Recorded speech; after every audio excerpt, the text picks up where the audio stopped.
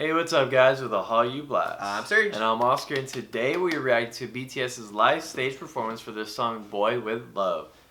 Now, it's been about a week. I'd say so. A week since this came out. I actually have not listened to it that much more. I've listened to it a couple times. I've only listened to it a couple times, honestly. I don't really know why I did like the song a lot, but I say we just get into this one. Yes.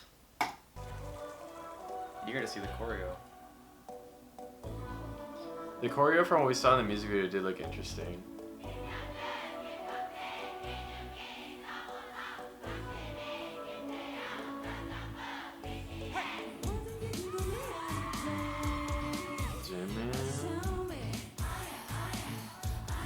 I really like how they have the previous titles all around the stage.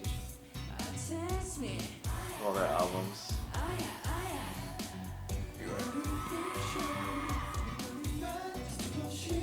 V's voice is like honey to me.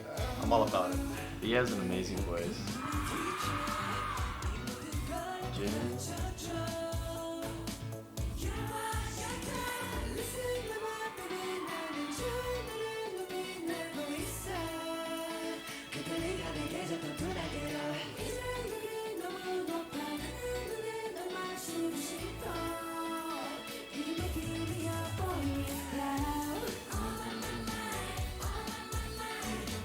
This is just such a good feel-good song, you know?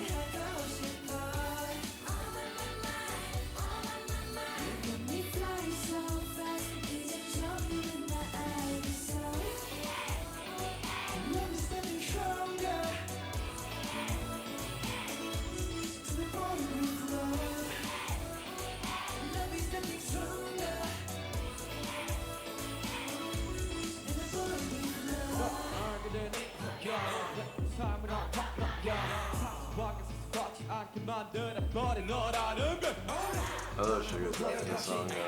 I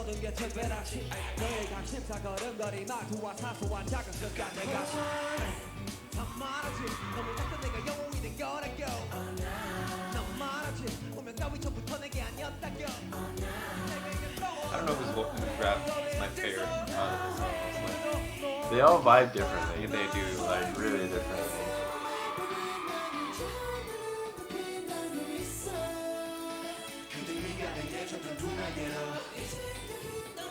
That's cool.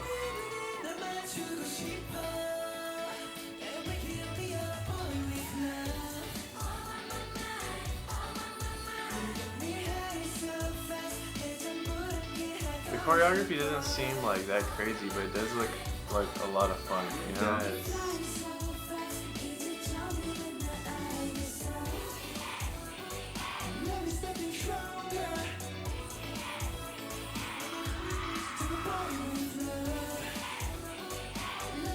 Still never be able to do it though.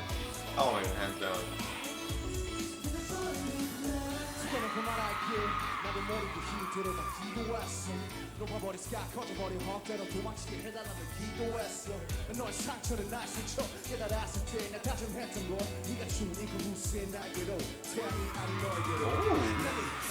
Is that in his pocket?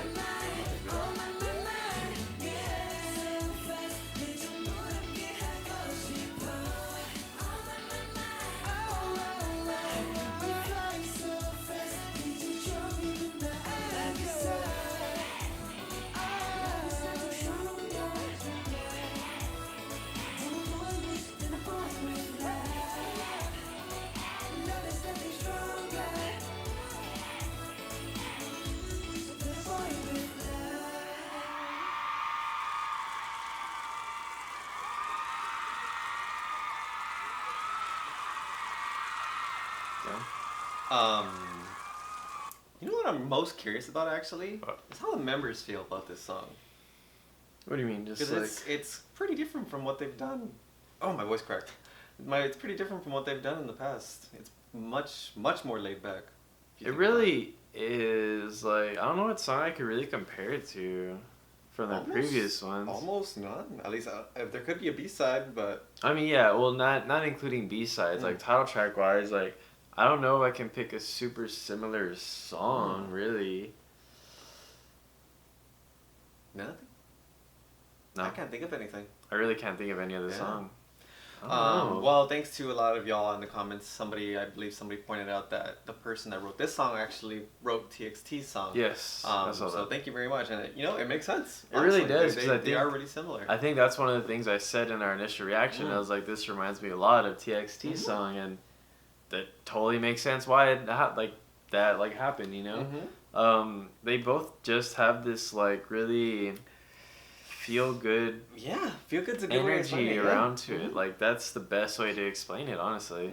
Have you listened to any of the B-sides I yet? have not. Neither have I. There are 7. I don't know why I haven't. There's been so many other releases that like I've been trying to catch up with, like B-side wise.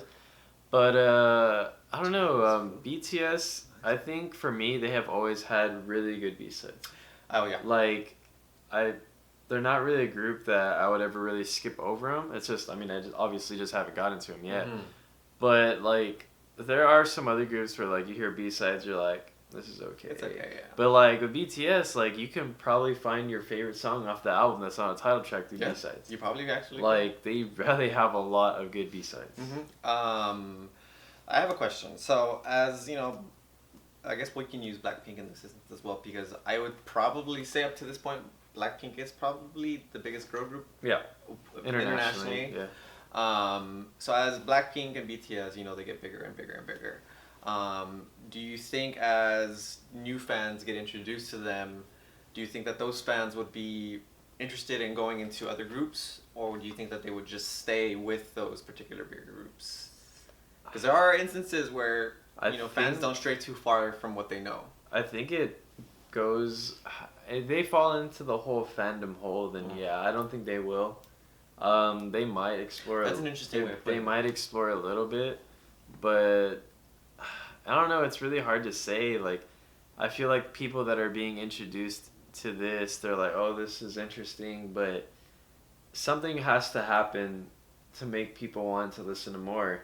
Because there's not a lot of groups that sound like Blackpink. There's not a lot of groups that sound like BTS. Like, that's not always gonna happen. Sure, there might be some similarities, but maybe what they found that they liked about Blackpink per se, they're definitely not gonna get that out of Twice. Yeah. They're definitely not gonna get that out of Oh My Girl. Like, I think it'd be more of them trying to find something similar. But even at that, I feel like with using Blackpink and BTS, that'd be pretty hard to do. Maybe not so much of BTS, because there's, I think, a lot more guy groups that not have a similar sound, but there's something out there for everyone, for the most part. But Blackpink, though, I don't think we have that many girl groups that have that same energy. Fierceness, yet they also have like a kind of cute side to them. That, I mean, we don't really get to see a lot with Blackpink. Well, title track wise. But I don't know. It'd be rough to say. I mean, because you think about it, when I first started getting into K-pop, BTS wasn't the first group that I came across. Yeah. I was Block B and Girls' Day were the first two K-pop wise, I think like the catalyst was of course BTS. Blood, Sweat and Tears, and Twice as well. Blood, Sweat, Tears with TT. Those two groups in particular were catalysts for me. They got me into K-pop much faster than anticipated. Yeah. But I mean, and I've always enjoyed them, but it's not like, me, you and I do this all the time, so we know a lot of K-pop groups. Yeah. But going back what you were saying about a new fan coming in and needing a catalyst to get into more groups, I think it's just a matter of maybe, because I mean, a lot of it for me is that I love idols as a whole. I like the whole idea. They're very kind and humble and polite, and that positive energy that idols give off, that's what attracts me to them. And it's very prominent with a lot of idol groups. So that's kind of why I'm so interested in this.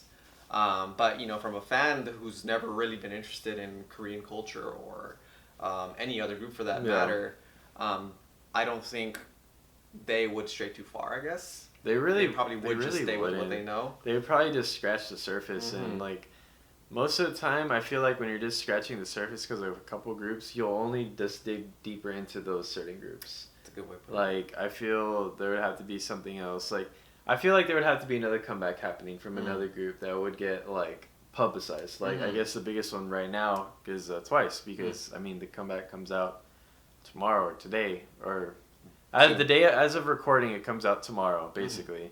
But like something like that, you know, like, oh, like this new music video from this group just came out and it seems pretty popular. It seemed interesting let too. me check, yeah, like let's check this out. You know, like I feel like something has to happen like that, but I mean, you really never know. Like people can just look up BTS because they saw it on the Tonight Show and then they're like, oh, whoa, this is crazy. And then we see some other groups and then they get into it. But like, do you think that they would need a friend per se that was already interested? I take you and Ian for example. Yeah, I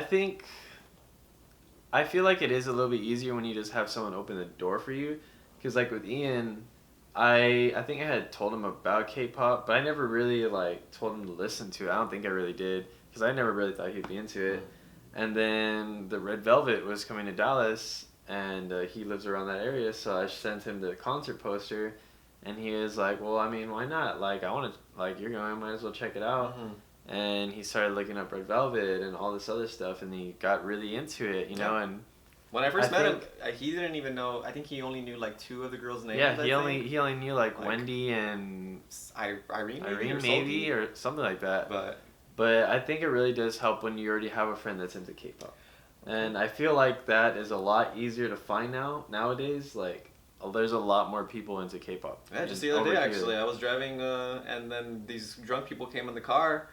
Didn't tell them anything I was listening to or anything, but the girl behind me was like, "Oh my God, play BTS!" I'm like, she was drunk, and you know, I played it on for her, and it was a fun drive. Well, that does happen. But this was a good comeback, honestly. I think I think maybe it was Ian actually, that he thought it was interesting that they gave this vibing type laid back feel good thing to TXT first, and then they let BTS experiment with it, which I thought was very interesting actually. Yeah. Because it doesn't take away from TXT, which I think could have happened if it was switched. It definitely could have, yeah. So I'm glad that Big Hit is giving TXT their own room, their own space, or something their own like space. That, yeah. But I mean, I say this all the time. You know, BTS is constantly surprising both of us every single time they have a comeback. They honestly really do. It's crazy because it's like we already know how popular and big BTS is, and yet they still always keep us guessing on the comebacks. Like, so. Do you think if they went to KCON, it would be a lot harder to get in? Yes. I'm torn between this because I want them to go to KCON, but at the same time I don't, because it's like it's so much more harder to get tickets. Man. Like when I went to KCON 2016, I honestly don't remember. I remember it was kind of like hard to get my ticket. But at the same time, BTS just had, I think Fire had just came out around KCON. So, like, they were getting there. I think Blood, Sweat, Tears is really... I want to say Blood, Sweat, Tears is the catalyst. I think Blood, Sweat, Tears is when they really, like, got super, super popular. But, so, like, BTS was pretty popular then, but, like, not to the extent that it is now. And then Twice is going... I mean, like, 2016 was just really stacked, and... I can't remember to the life of me how hard it was to get my ticket, because I don't think I feel like you got pretty good seats, didn't you? They weren't bad, yeah. I don't think it was hard for me to get it, but like just looking at KCONs now, I feel like getting tickets for KCON is just already stressful enough nowadays. Impossible. And if someone were like BTS, or like say if YG ever decides to go and takes Blackpink, it would just be like insanely hard. Imagine if BTS and Blackpink went to the same cake? I wouldn't know what to. Oh my. Okay. Getting a ticket for that would be harder than getting a box logo. Oh my if you know what that is. Okay. I just got a whole lot of stress all of a sudden for no reason. Yeah, I don't know. That'd be crazy. But I do know that BTS did have a live stage for one of their other B-sides. Dionysus? I'm not too sure to say that.